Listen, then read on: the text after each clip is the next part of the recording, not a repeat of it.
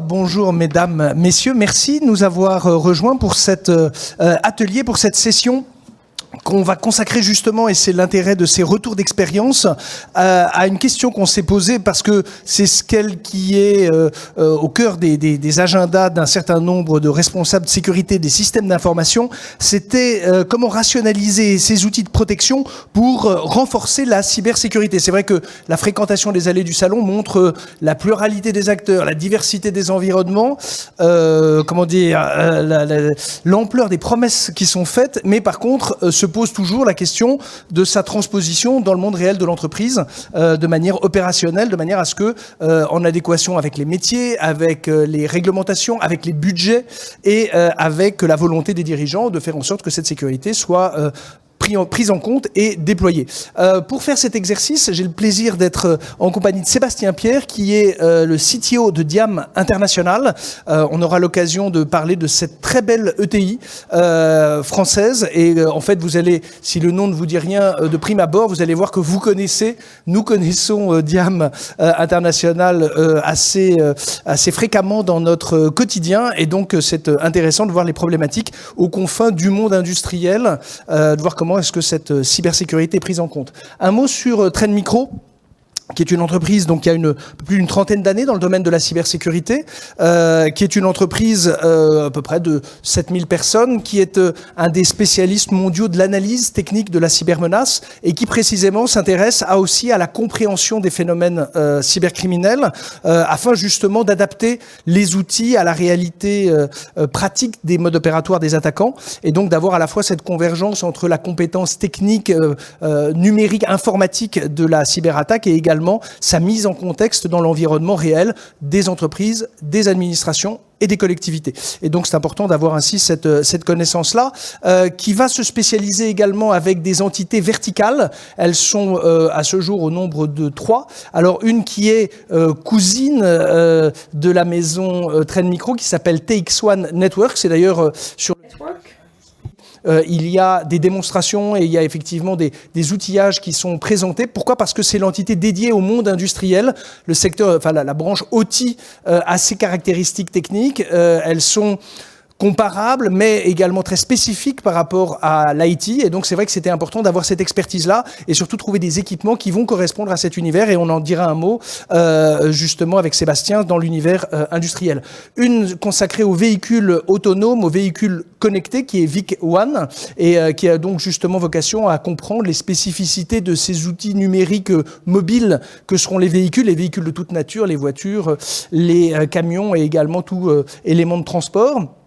Et puis enfin, City One, dédié à la 5G, à l'industrie de la 5G, parce que cette 5G, alors on la voit pas forcément encore au quotidien de manière réelle dans le monde grand public, parce que par rapport à des 4G de très haute qualité, effectivement, c'est pas forcément quelque chose qui s'impose dans les esprits. Par contre, on voit beaucoup d'usines qui vont automatiser leur processus, qui vont faire en sorte que techniquement, elles puissent s'appuyer sur l'absence de latence de la 5G, et donc c'est important d'avoir cette expertise dédiée à cet environnement-là. Dernière caractéristique, si j'oserais, de Trend Micro, c'est cette connaissance en termes de menaces des zero day. Les zero day, c'est la faille naturelle en termes de cybersécurité, puisque par essence, elle n'est pas documentée par les solutions de protection. Et il s'avère que Trend est un des coordinateurs de la principale plateforme mondiale de détection, de caractérisation de failles zero day. C'est important. Pourquoi ? Parce que c'est un élément d'avance que peuvent avoir les gens de cybersécurité par rapport aux attaquants. Et donc, c'est vrai ça nous vaut le privilège d'être le premier contributeur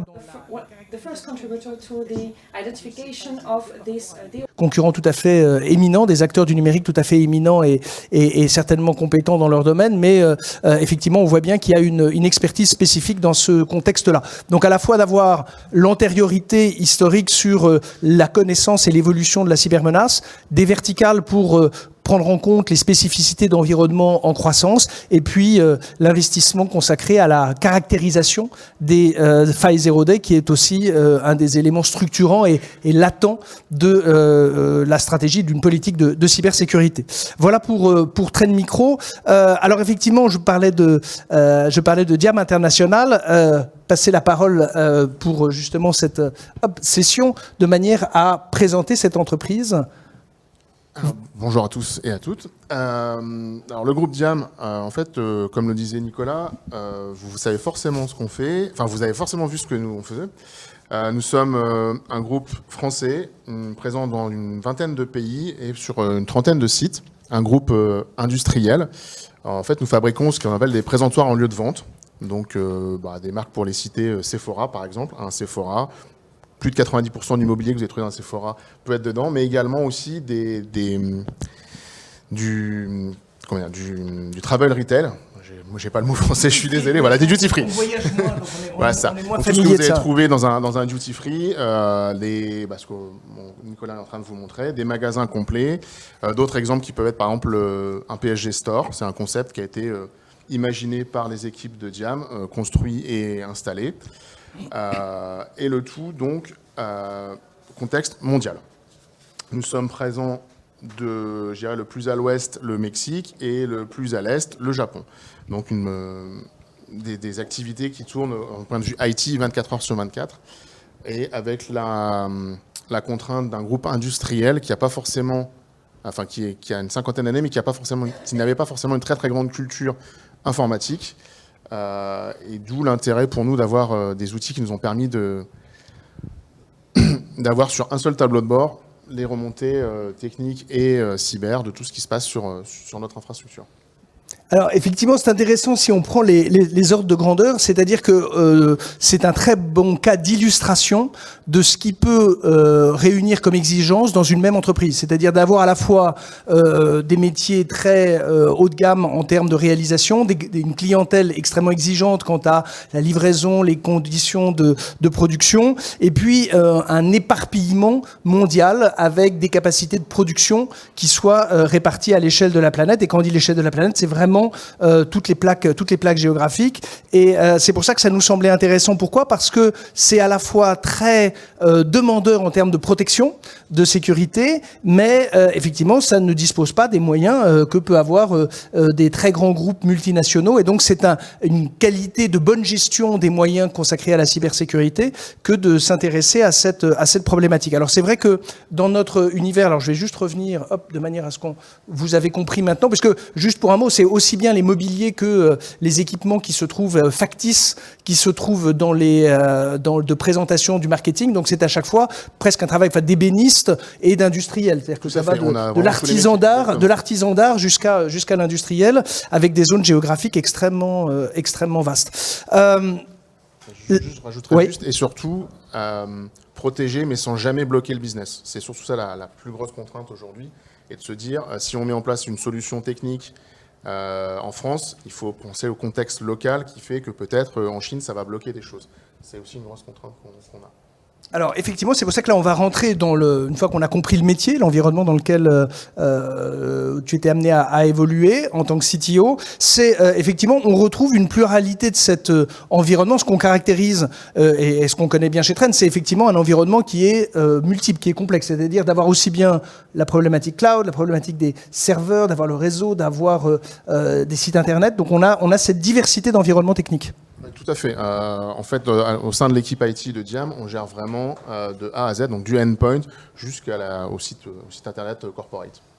Alors, c'est vrai que cette diversité, elle va être importante parce qu'elle rajoute évidemment une complexité supplémentaire, parce qu'il va falloir faire en sorte que les indicateurs de compromission, les éléments de supervision de la sécurité soient lisibles, accessibles à l'équipe IT, parce que effectivement de savoir ce qui se passe dans cet environnement, avec en plus, je le disais, la multiplicité des environnements géographiques. Oui, et la contrainte donc du 24 heures sur 24.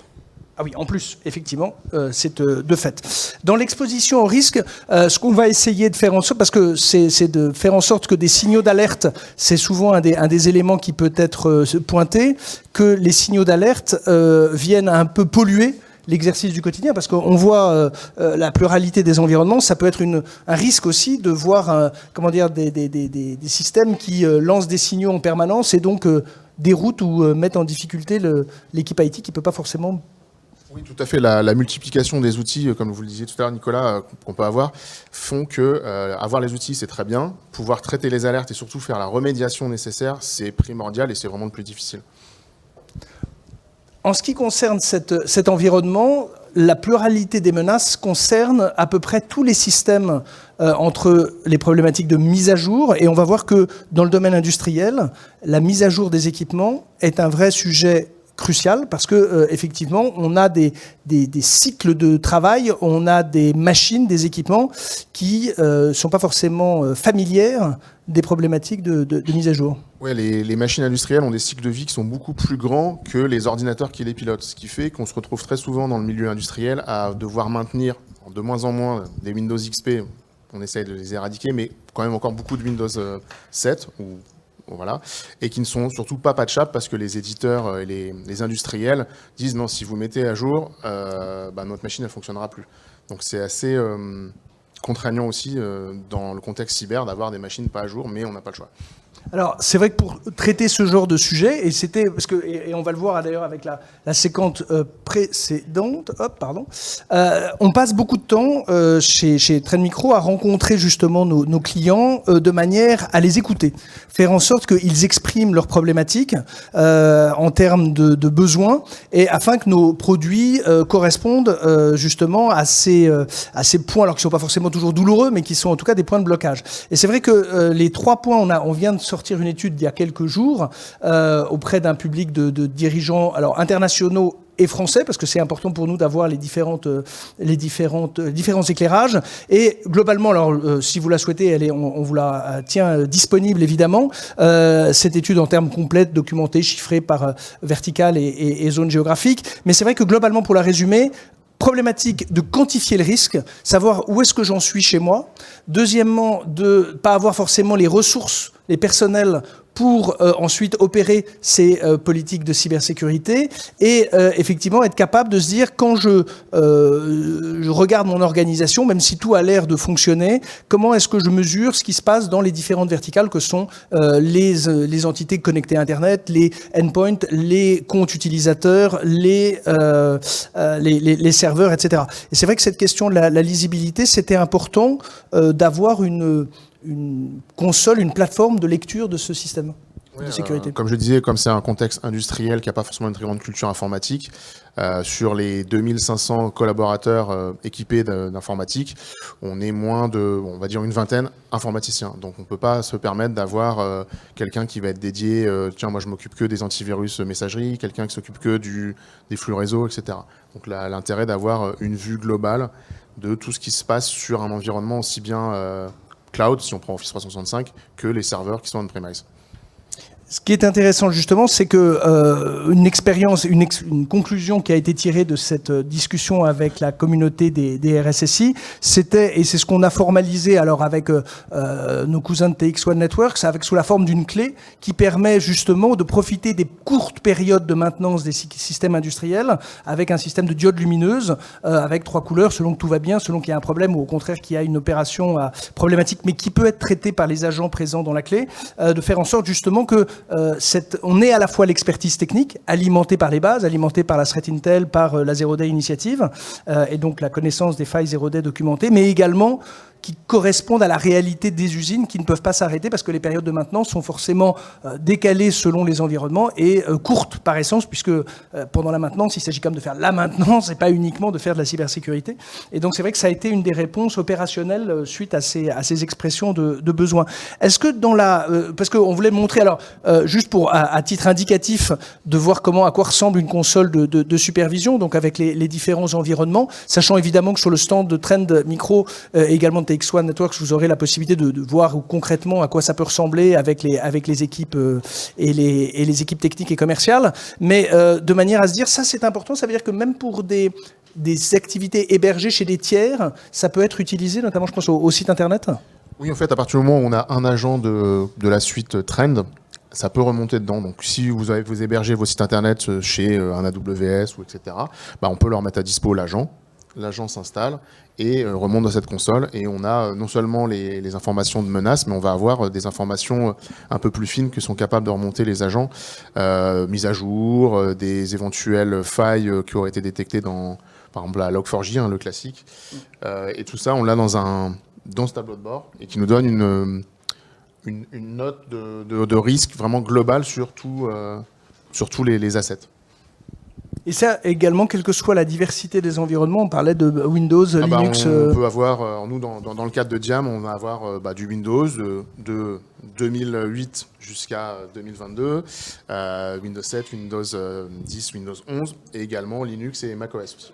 D'accord, donc ça prend en compte effectivement la réalité d'une part, mais surtout la pluralité des environnements.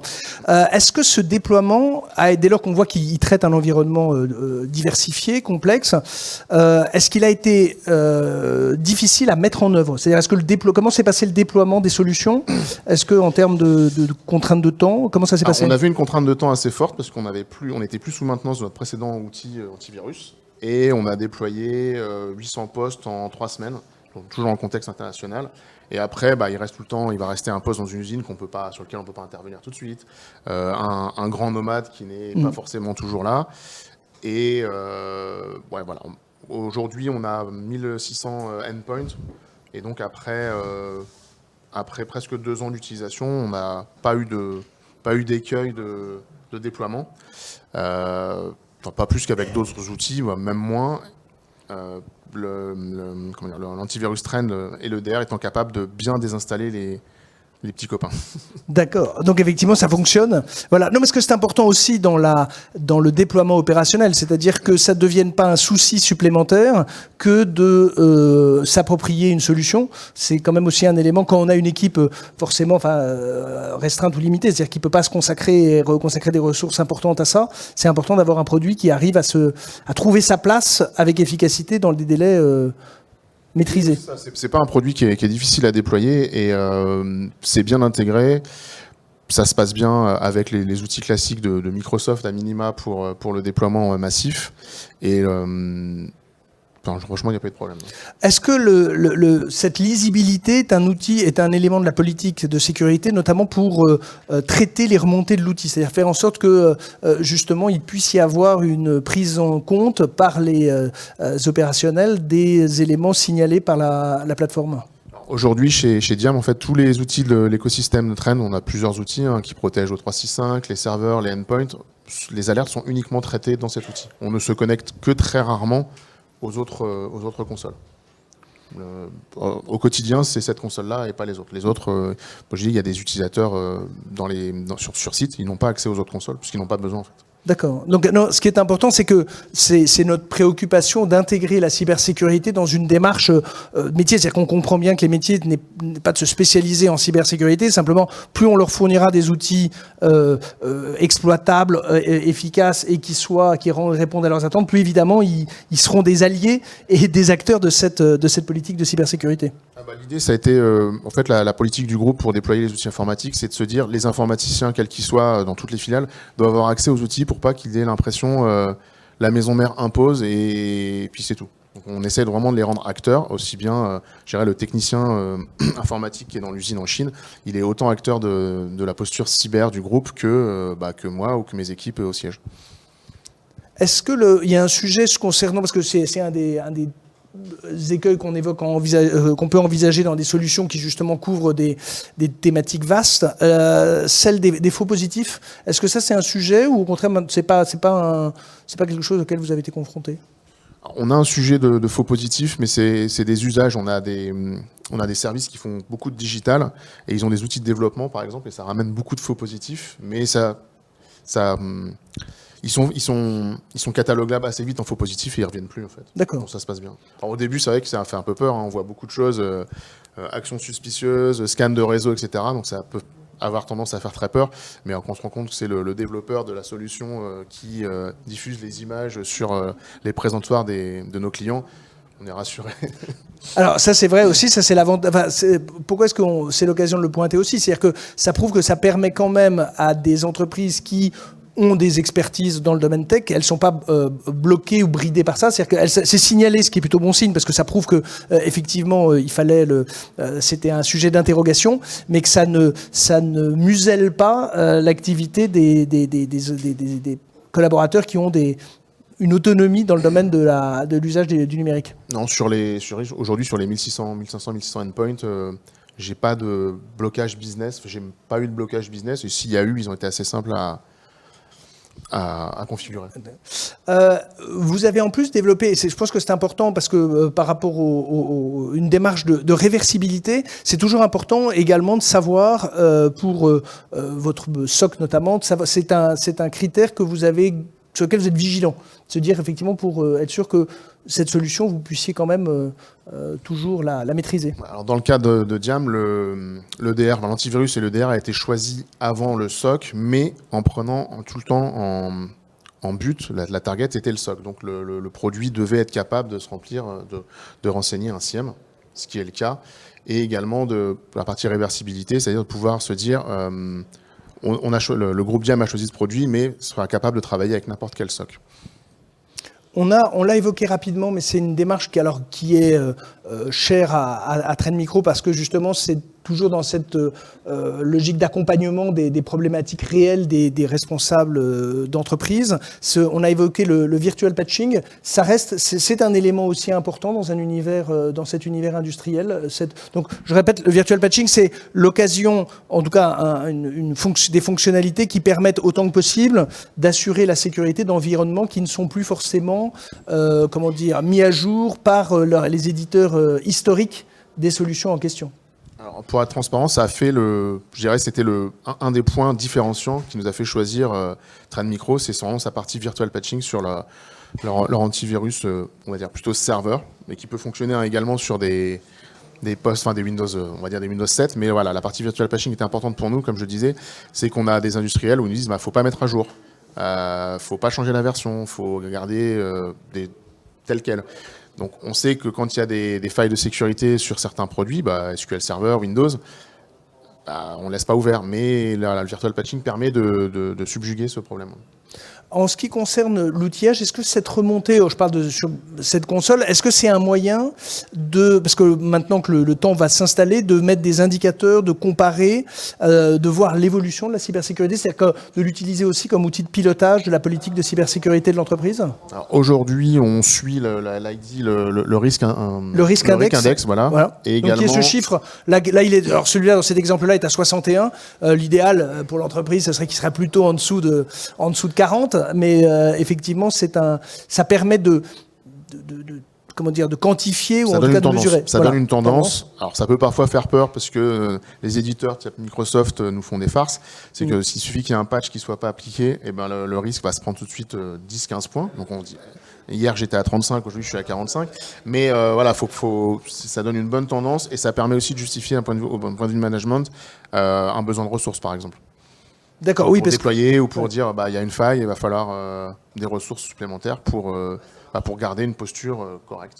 Alors c'est vrai que sur ces indicateurs, ce qui peut intéresser également les entreprises, c'est qu'on va se positionner par rapport à d'autres entreprises, soit de la même taille, soit de la même plaque géographique. Pourquoi ? Parce que il s'agit pas donc ce sont les entreprises qui sont également utilisatrices de ce type de service. Ça permet à chacun d'essayer de comprendre, pas de faire un classement et de mettre les bons élèves ou les mauvais élèves, mais c'est en tout cas de se positionner de manière à, là encore, comprendre si on est dans un état de maturité, un état au contraire de retard par rapport à une industrie ou à une entreprise d'une taille comparable. Donc c'est vrai que c'est intéressant de bénéficier de cette collecte anonymisée évidemment d'informations, mais qui aussi est un outil de pilotage. Et c'est pour ça d'ailleurs qu'on le situe également sur la durée, de manière à voir s'il y a des évolutions, s'il y a des pics. Et également, à partir de cette plateforme, c'est pour ça que dans la préoccupation qu'on avait de rendre quelque chose de très lisible, il y a une base documentaire, notamment sur les logiciels malveillants. Quels sont-ils ? Quels sont les environnements géographiques dans lesquels ils interviennent ? Quels sont les noms ou les pseudos sous lesquels ils sont documentés par ailleurs ? Et quelles sont les industries qui ont été ciblées, visées par le passé par ce type d'équipement ? Donc là encore, certes, c'est un outil de pilotage technique de l'environnement de l'entreprise, mais aussi un élément de connaissance de la menace qui peut servir à des équipes SSI, notamment dans les environnements internationaux, d'essayer de comprendre s'il y a des tendances, des évolutions et d'être moins, aveugle dans cet univers. Et on considère que plus on pourra faire bénéficier notre communauté d'utilisateurs de cette connaissance, eux-mêmes, ils auront pour leur pratique propre, mais également au regard de leur comité de direction ou de leurs équipes, la possibilité d'analyser ces éléments qui sont en ligne, qui sont sur des simples clics, accessibles, avec les références, les sources, de manière à pouvoir ainsi en faire un élément d'appropriation des sujets de cybersécurité. Un mot sur la suite, ou comment est-ce que on envisage le déploiement, parce que donc ça s'est passé assez rapidement. Maintenant, l'idée c'est que quand il y a des nouvelles activités, des nouveaux entrants, ils sont naturellement associés dans le. Alors, en fait, oui, ça, le groupe Jam grandit. Pas tous les jours, mais on va dire assez souvent. Et maintenant, intégration d'une filiale, c'est première chose. On déploie les outils sécurité. Avant même de faire autre chose, parce que ça nous permet d'avoir déjà une vue de la maturité de la filiale. C'est assez important.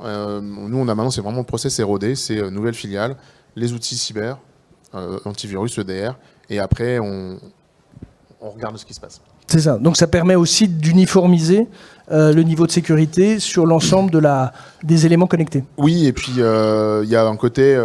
Puisqu'on peut avoir des grosses filiales qui rejoignent le groupe ou des petites filiales. Une petite filiale a un côté de se dire je me sens accompagné par le groupe, et ça amène une cohérence aussi des discussions et d'animation avec tous les IT du groupe. On a le même outil, on parle la même langue cyber. Alors c'est important parce que sur les éléments caractéristiques de la menace, c'est vrai que également d'avoir des documentations à partir de cette plateforme, savoir s'il y a des éléments qui ont été trouvés dans l'écosystème de l'entreprise, ou en tout cas s'il y a des éléments de l'écosystème qui sont exposés, mais également concernant des mots de passe, concernant des comptes utilisateurs qui seraient potentiellement problématiques. Le fait d'avoir ainsi cette séparation, cette division par entité, c'est-à-dire aussi bien les serveurs, les éléments connectés à Internet que les comptes utilisateurs, par exemple des mots de passe qui arriveraient à échéance, des mots de passe considérés comme trop faibles, pourraient être documentés. Donc ça a été conçu pour non seulement, et comme disait Sébastien, au moment des acquisitions ou des intégrations, de faire les grands chantiers de cybersécurité, ou en tout cas de faire grandir l'entreprise, mais aussi d'avoir le quotidien opérationnel avec tous ces éléments qui peuvent constituer des portes d'entrée, des éléments de faiblesse du système en question. Donc c'est important, en tout cas on souhaitait par cet outillage répondre à cette thématique, en tout cas cette préoccupation de la lisibilité et surtout de l'accompagnement quotidien réel de l'entreprise, parce que il faut le souhaiter, c'est un corps social vivant avec des nouveaux entrants, avec de nouvelles entités, voire éventuellement de nouveaux métiers. Un mot sur même le télétravail, ces nouvelles formes d'organisation, ces formes d'organisation, ça permet également de déployer une politique de cybersécurité, même avec des postes. L'intérêt, c'est que toutes les consoles traînent que le groupe Jam utilise son cloud, donc même si la personne est n'importe où dans le monde, on peut déployer une politique. Ça prend au plus quelques minutes après changement de la politique. Et dans le cadre plus de mobilité, la console Vision One, en étant comme chez nous interfacée avec Office 365, détecte aussi beaucoup de choses, type les voyages impossibles. Ouais. Qui est un des sujets, qui est aussi un signal qui peut être une faible, fonctionnalité supplémentaire. Il faut regarder. Effectivement, donc sur des connexions qui interviendraient sous des latitudes que même en dehors de périodes de grève de train qu'on ne peut pas effectuer, ou des transports qu'on ne peut pas, des déplacements qu'on ne peut pas effectuer en temps normal. Merci beaucoup Sébastien pour cet échange. Évidemment, s'il y avait d'aventure une question, n'hésitez pas. Ou sinon, de toute façon, on vous attend sur le stand de Trend Micro de manière à répondre ou à illustrer de manière plus précise chacun des éléments. Mais en tout cas, ce qu'on souhaitait partager, et c'est pour ça que je remercie Sébastien de s'être prêté à cet exercice, c'était de montrer que par rapport à un cahier des charges ambitieux et exigeant, avec des moyens comptés, c'est-à-dire vraiment une logique de TI qui fait attention à ce qu'elle dépense, on arrivait à avoir un outil correspondant à cette pluralité de besoins. Oui, puis c'est vraiment pour moi un premier bon pas dans la cyber. Parce qu'en plus, l'outil permet non seulement une visibilité, mais aussi une analyse de ce qui s'est passé. C'est plutôt un bon premier pas. Merci. Et puis après, donc on souhaite... Oui, pardon. Alors, parce que comme nous avons quand même des... Enfin, je vous le souhaite pas, mais des projecteurs. Voilà, c'est ça. Surtout de ce côté-là. Là encore, c'est un peu mieux, mais alors là, voilà. Oui, je comprends qu'effectivement, avec les c'est flashs... ça. Vous m'entendez ou pas? Oui, parfaitement. D'accord. Jean, j'ai une question pour Sébastien. Est-ce que dans le cadre de déploiement de cette solution sur vos assets, est-ce que vous avez été confronté à des assets agentless où il y a par exemple une appliance logicielle et aussi on déploie un agent, on n'a plus le support de l'éditeur, et donc du coup, la question rebascule vers Nicolas, est-ce qu'il y a chez Trend une solution qui pourrait se faire sans justement cette partie agent en utilisant, je sais pas, le SNMP ou autre? Voilà. Alors, on a eu des éditeurs justement dans le milieu industriel qui nous ont dit non, il faut surtout pas mettre d'antivirus sur notre poste parce que sinon on s'occupera plus de vous, il n'y a plus rien qui va marcher. Avec le technicien qui était sur site, j'ai dit je m'en fous, on le tente. Ça marche très bien. Quand il y a intervention de l'éditeur, on désactive l'antivirus. Parce que voilà, on a vraiment, alors, on essaye d'être rationnel entre le risque cyber et l'opérationnel, mais de plus en plus, le risque cyber, on prend le dessus sur l'opérationnel, et on a la chance dans le groupe Diam que tous les directeurs et tout le comité de direction est très impliqué dans le cyber et est très conscient qu'à la limite, il vaut peut-être mieux ralentir la machine qui va produire un petit peu que se dire le mois prochain, l'usine là, elle peut pas tourner. Et après, je sais qu'il y a des solutions aussi pour des agents externes ou ce que tu disais tout à l'heure. Justement, alors c'est ce que j'évoquais avec TX1 Networks. Alors, il y a les deux solutions, soit le virtual patching en fonction de la caractéristique technique, et également cette solution de clé qui permet même dans un environnement inerte, déconnecté, enfin qui ne soit absolument pas, c'est effectivement d'avoir cette analyse et en fonction de la caractériser, d'émettre un bulletin, ça remonte sur une console, et effectivement de dire soit on peut traiter le problème et on a de quoi le traiter à partir des éléments qui sont présents dans la clé, soit effectivement, en tout cas ça va caractériser l'élément de faiblesse, et ça permet surtout, nous on le voit dans des plaques géographiques très loin. Je me souviens d'un client au fond de la forêt amazonienne, il n'y avait pas de technicien, il n'y a pas d'équipement, il y a juste des machines qui tournent. Effectivement la clé on peut l'envoyer, l'expédier, et même s'il n'y a pas de monsieur ou madame cybersécurité sur place, au-delà de l'absence de solution technique, ça permet de la rapprocher au plus près de la machine et d'émettre un bulletin, et ce bulletin va remonter dans la base et effectivement peut être d'ailleurs intégré évidemment dans la console, et surtout ça va permettre d'avoir une photographie de l'état de cybersécurité et donc des éléments de criticité ou pas, et sachant que sur le moment ce système de diodes lumineuses alors est assez primaire, mais en tout cas il est efficace parce que justement à la fois des gens qui n'ont pas les compétences ou des gens qui n'ont pas forcément le temps, un temps infini pour gérer ces sujets-là, c'est une des solutions qu'on a trouvées de manière opérationnelle et qui, au regard des réussites, enfin en tout cas de la satisfaction, et c'est pour ça qu'on vous invite à aller voir les équipes de TX1 Networks ou de Trend Micro, qui pourront vous démontrer des cas très, très opérationnels de traitement de ces sujets-là. Merci.